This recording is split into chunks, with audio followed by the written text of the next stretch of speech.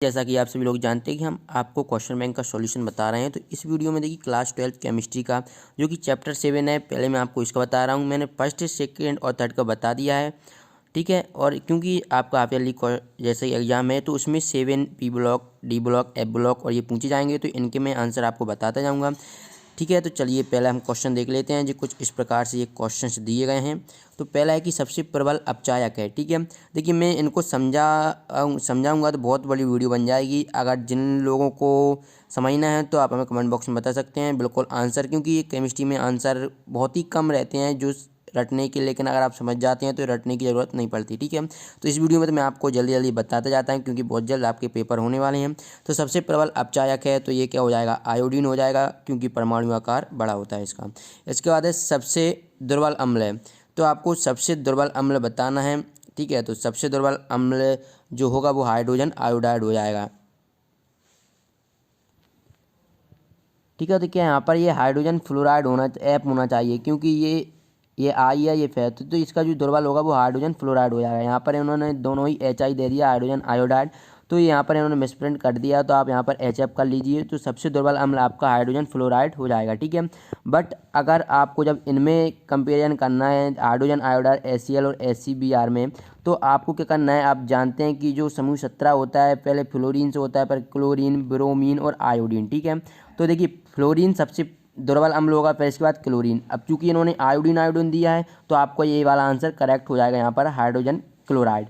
अगर हाइड्रोजन यहाँ पर अगर हाइड्रोजन फ्लोराइड होता, हाइड्रोजन HF होता तो फिर ये रहता, ठीक है। तो ये आप समझ जाइए।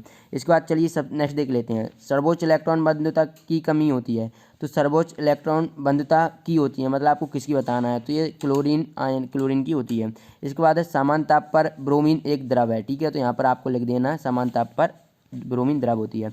नेक्स्ट है क्लोरीन की खोज सीले ने की थी, तो यहाँ पर आप सीले लिख दीजिए। इसके बाद है ब्लीचिंग पाउडर को भी कहा जाता है, तो ब्लीचिंग पाउडर को ब्रंजक चूर्ण भी कहा जाता है, ठीक है।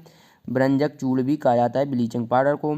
इसके बाद नेक्स्ट है रेडियो एक्टिव अक्रिय गैस है, तो रेडियो एक्टिव अक्रिय गैस क्या है, रेडान जो है ना वो रेडियो एक्टिव अक्रिय गैस है, तो यहाँ पर आपको रेडान कर लेना है। नेक्स्ट इसके बाद की परावैंगनी किरणों से पृथ्वी की रक्षा कौन करता है, तो ओजोन करता है, ठीक है।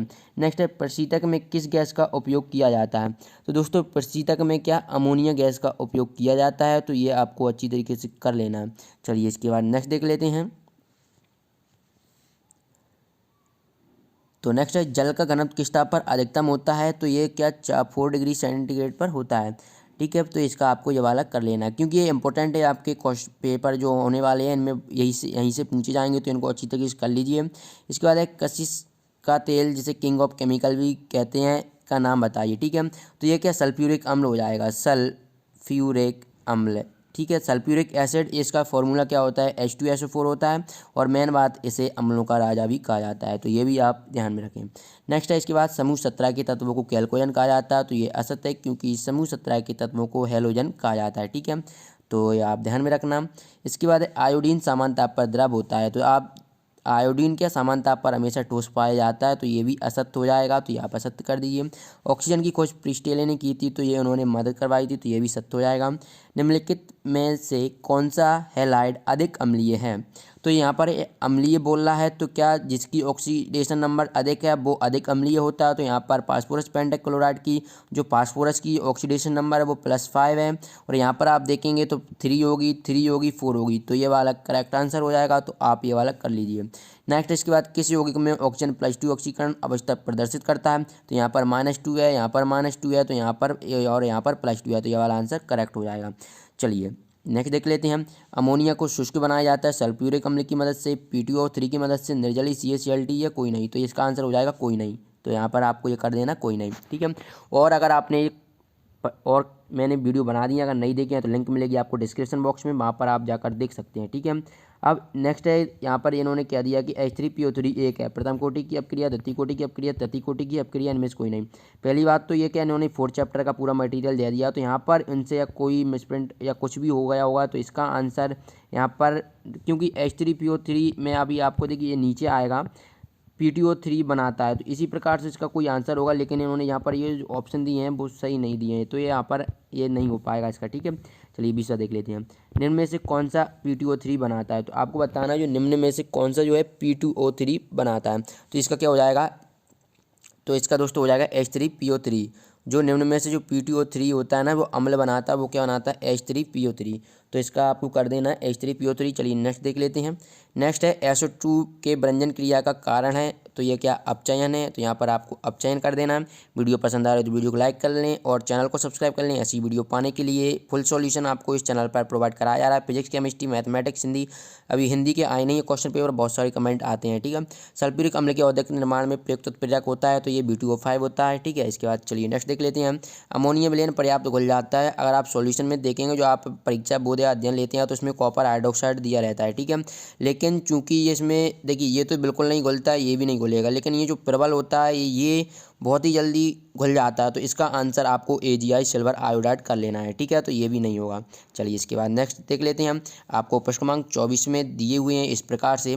ओलियम को आपको फॉर्मूला बताना है। तो ओलियम का होता है H2H2O7, तो ये आपका हो जाएगा H2H2O7। दूसरा है प्रतिक्लोर के रूप में, तो ये होता है SO2। इसके बाद है PCl5 अणु की संरचना, तो ये होती है त्रिकोणीय द्विपिरामिडी। P4 की संरचना दोस्तों चतुष्फल की होती है। सफ़ेद फास्फोरस NaOH से क्रिया करके फॉस्फीन बनाता है। ये फॉस्फीन बनाने की विधि इंपॉर्टेंट है आपके APLE के लिए भी। इसके बाद प्रश्न क्रमांक 15 देख लेते हैं। तो प्रश्न क्रमांक 15 आप देख सकते हैं कि पंद्रहवें समूह का इलेक्ट्रॉनिक विन्यास कुछ इस प्रकार से दिया है NH2NP3। तो ये सत्य है क्योंकि यही होता है, ठीक है। चलिए इसके बाद नेक्स्ट देख लेते हैं। SF6 की ज्यामिति त्रिकोणीय द्विपिरामिडी होती है, तो ये आपको इसका आंसर बताना है। चलिए देख लेते हैं। तो ये कथन असत्य हो जाएगा क्योंकि इसकी जो SF6 की आकृति होती है वो क्या विकृत अष्टफल की होती है, ठीक है।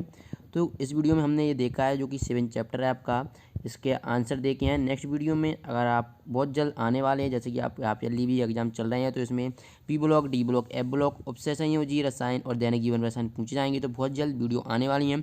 इन ऑब्जेक्ट को आपको सॉल्व कर लेना है और क्वेश्चन तो मैंने आपको इंपॉर्टेंट प्रोवाइड करा दिए हैं। नहीं देखे हैं तो जाइए चैनल पर, लिंक मिलेगी डिस्क्रिप्शन बॉक्स में। चलिए मिलते हैं नेक्स्ट वीडियो में, धन्यवाद।